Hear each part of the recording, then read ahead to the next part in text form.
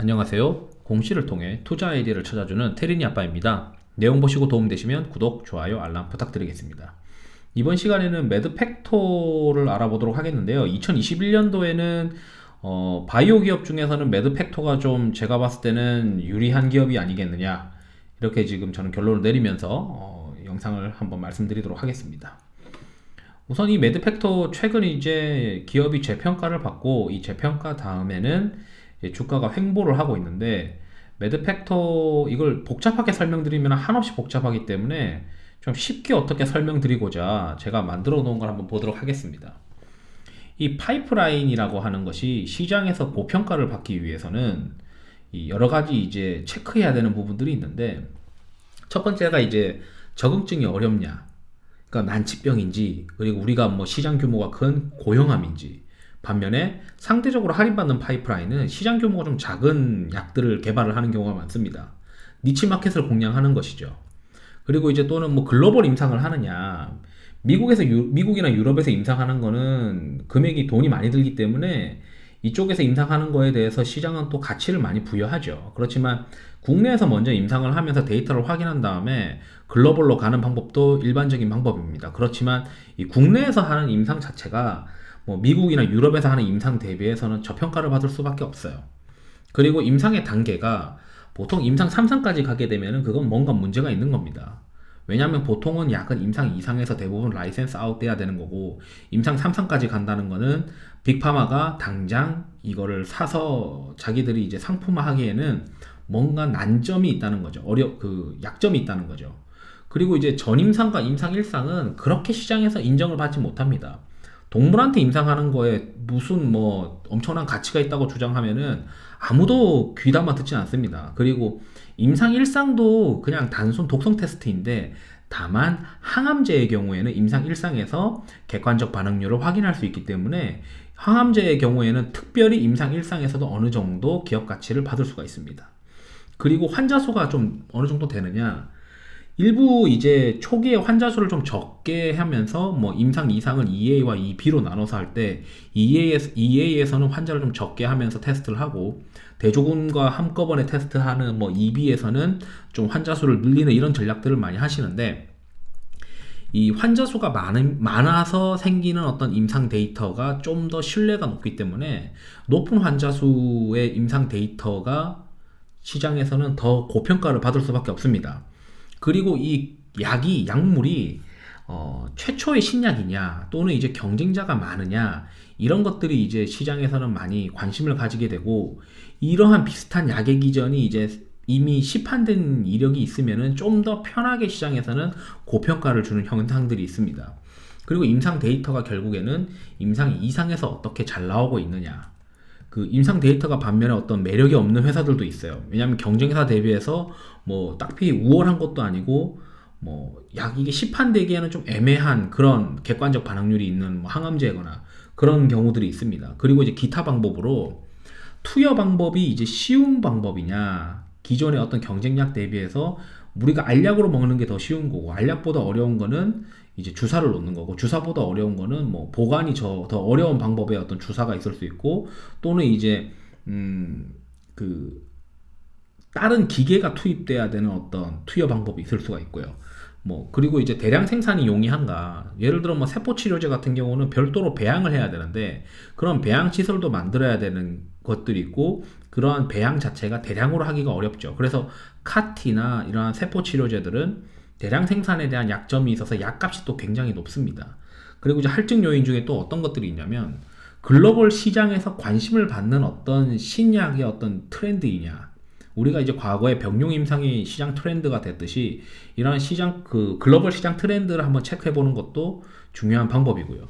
그리고 이제 약값이 비싸냐 이건데, 카티 같이 엄청난 이제 비싼 약값인데도 불구하고 뭐 치료 효과가 확실하다면은 그건 뭐 시장에서 긍정적으로 볼 수 있지만, 이 치료 효과가 그렇게 높지도 않은데 약값이 굉장히 비싼 경우들이 있습니다. 그런 경우에는 거의 라이센스 아웃이 될 거라고 시장에서 기대를 하지가 않아요.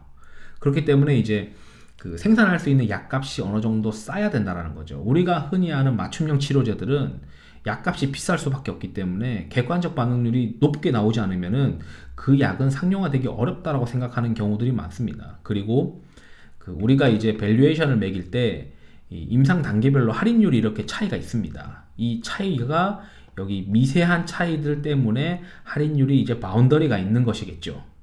그래서 이러한 체크 포인트를 기본으로 우리가 한번 매드팩토에 대해서 생각을 해볼 텐데, 그렇다면 매드팩토의 이제 IR 자료를 보는 게 이제 가장 유리합니다. IR 자료를 보게 되면 정말 친절하게 해놨어요. 우선 매드팩토가 어떤 기업인지를 알려면 예전에 이 매드팩토가 초기에 상장하기 위해서 하나대투에서 이제 IPO 하던 당시에 풀리포트가 이제 발행된 경우가 있습니다. 그 풀리포트를 좀 더 보시게 되면 굉장히 복잡하게 써놨는데, 이거를 이제 간단하게 요약을 하면 바이오마커를 사용하는 기업인데, 바이오마커를 사용하는 어떤 시장은 신약 개발 성공률이 높아서 매드팩토도 성공할 가능성이 높은 바운더리에 있다. 그리고 가장 유명한 건 TGF 베타를 타켓으로 하는 벡토서팁이라고 하는 물질이다. 그리고 이 TGF 베타 1은 적응증 확대가 용이해서 파이프라인을 많이 늘릴 수 있다. 그리고 지금 현재 이 TGF 베타 저해제를 선도하는 선도하는 물질은 매드팩토가 있고, 그리고 EMD 세로노라고 하는 빈트라포스프 알파, M7824라고 하고요. 일라이릴리가 있는데, 일라이릴리 이거는 지금 현재 부작용 발생했다고 합니다. 그래서 지금 요 두 개 회사가 약간 경쟁 상대이다. 이렇게 지금 보시면 되고요. 그래서 시장은 이제 빈트라포스프 알파, 이제 EMD 세로노의 빈트라포스프 알파가 GSK랑 4조 8천억 원의 어떤 규모의 기술 제휴 사례가 있으니까 매드팩토의 벡토서팁이 빈트라포스프 알파보다 밀리지 않고 잘 나오기 때문에 기업 가치가 나중에 라이센스 아웃도 이어질 수 있는 어떤 사례가 있다. 그럼 결국 이제 연구개발 모멘텀이 언제 발생하느냐가 핵심인데, 제가 이 매드팩토에 대해서 투자를 한다고 하면 내년에 투자를 할 것 같아요. IR 자료를 보기 전에 이 IPO 당시에 어떤 이 하나대투 선민정 연구원님의 보고서를 잘 살펴보시면 구체적인 내용들을 알 수 있고, 보통 이제 이 기업 가치에 가장 중요한 게 결국 파이프라인이고, 그 파이프라인에 대해서 이제 요때 당시에 이렇게 임상 1B와 2A 상을 진행하고 있는 것들이 있습니다. 그리고 파트너사가 있어서 병용 임상을 이제 하고 있는데, 요걸 이제 IR 자료가 좀 자세하게 잘 나와 있어서 이때 당시 대비해서 지금 현재 약간 시점이 뒤로 밀린 것 같아요. 그래서 이제 IR 자료를 보도록 하겠습니다. 그리고 IR 자료 보기 전에 마지막으로 이제 기업 가치를 보통 산정할 때 이런 식으로 산정을 해요. 시장 규모가 어떻게 되고, 거기에 이제 시장 성공률이 어떻고, 거기에 침투율 또 곱해가지고 예상 매출액 산정한 다음에 파이프라인별로 예상 매출액을 산정을 하고 시기별로 할인율이 이제 다르게 들어가게 됩니다.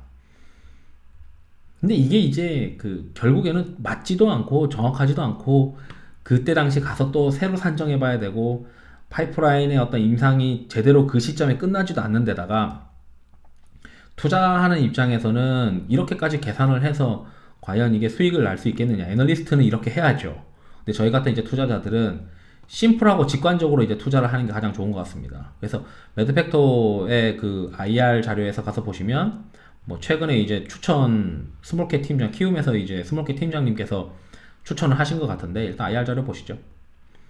벡토서팁의 가치를 높이기 위해 다른 물질을 또 보유하고 있습니다. 이 기업은. 그렇지만 가장 핵심은 TGF 베타의 벡토서팁인데, 이 가치를 높이기 위해서 병용 임상을 하고 있는데, 이게 대부분 한국, 미국, 한국 준비하고 있는 거고, 그리고 표적 항암제, 화학요법을 통한 병용 임상입니다. 근데 시장에서는 이 면역 항암제 병용 임상, 특히 이제 이 머크와의 병용 임상, 비소세포암이랑 대장암 위암, 그리고 아스트라제네카랑 지금 현재 비소세포암이랑 방광암, 이렇게 이제 준비를 하고 있는데, 실제 이제 진행되고 있는 거는 1B, 그 다음 1B2A, 1B2A, 1B2A, 요렇게 이제 1B2A가 이제 핵심인 것 같고요. 그렇다면은 이제 올해 11월에 SITC에서 이 발표를 했어요. 여기 이 향후 임상 발표 계획 주요 이벤트를 이렇게 잘 정리를 해주셨는데, 비소세 포함이 이제 임핀지랑 병용 임상을 하는데 밀리지 않는다라고 이제 발표를 했더라고요. 그래서 여기 이제 그 SITC에서 발표한 두 건의 임상 데이터에서 그 임핀지랑 이제 키트로다 단독 투여보다는 임핀지랑 이제 그 키트로다나 임핀지 단독 투여보다는 훨씬 이제 객관적 반응률이 높다라고 이제 해석을 하셨고, 뭐 어쨌든 지금 현재 임상이 잘 되고 있는 것 같습니다. 그런데 이제 IR 자료에서 보시면 2021년도 2월에는 임상 1B에 대한 결과를 발표를 하는데 그 췌장암에 관련된 걸 해요. 그래서 췌장암이면은 그래도 시장에선 좀 긍정적으로 이제 볼 수 있는 내용이고, 그리고 심지어 이제 임상 1B죠. 그래서 임상 1B 정도 되면은 어떻게 이제 그 환자 수는 좀 적겠지만, 독성 테스트를 위해서 환자 수는 적겠지만 암 환자를 대상으로 진행을 한 것이기 때문에 어떤 약의 치료 효과가 있을 수 있다라고 발표가 될 수 있습니다. 그래서 요 시기에 한번 주가가 들썩일 가능성은 있어요. 그렇지만 이제 AACR에서 발표하는 건 죄다 전임상입니다. 전임상에 이제 시장에서 전임상 데이터 동물한테인 걸 가지고 이제 그 크게 임팩트를 가질 것 같진 않고요. 결국 핵심은 2021년도 6월에 있는 아스코에서 발표인 것 같습니다. 이 아스코에서 발표를 할 때 이 키트로다와의 병용 임상 1B, 2A상 발표를 이제 하게 됩니다. 지금까지 했던 거는 중간 발표 정도가 되겠고요. 그리고 비소세 포함도 임핀지와 병용 임상하는 게 임상 2A가 발표가 됩니다. 그래서 저라면 한 AACR 이제 어느 정도 마무리되면서 이 기업을 한번 컨택을 해볼 것 같아요. 물론 이제 2월, 3월, 4월쯤에 주가가 좀 차트를 보고 들썩이기 시작하면은 이 R&D 모멘텀이 생길 것 같은데, 일단 제가 생각했을 때 첫 번째 타켓은 2021년도 6월 아스코 때 시장 기대감으로 주가가 상승하기 전에 한 두어 달 전에는 이 매드팩토를 좀 봐야 된다라는 게 제 결론이고, 만약에 요거 임상 데이터가 잘 나오면서 그걸 세론 뉴스가 나왔다고 팔면 안 됩니다. 이때는. 왜냐하면 이 2021년도 하반기에는 이 다수의 임상 파이프라인, 가장 중요한 이 면역 항암제와의 병용 임상들이 임상 이상으로 넘어가는 것들이 꽤 돼요. 저희가 이제 말씀드렸듯이 임상 2상이냐 아니면 임상 1상이냐 전임상이냐 이 단계에 따라 할인을 받는데 이 할인 요인이 점점 줄어들게 됩니다.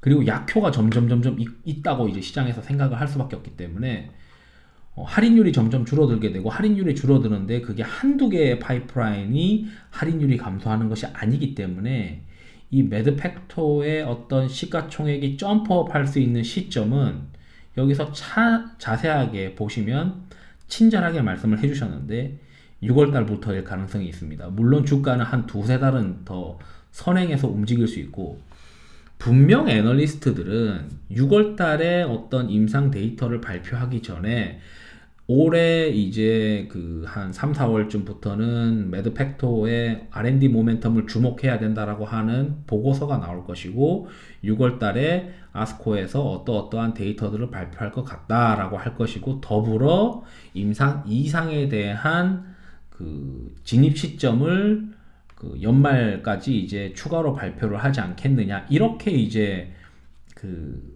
분석 보고서가 줄줄줄줄 나올 가능성이 높습니다.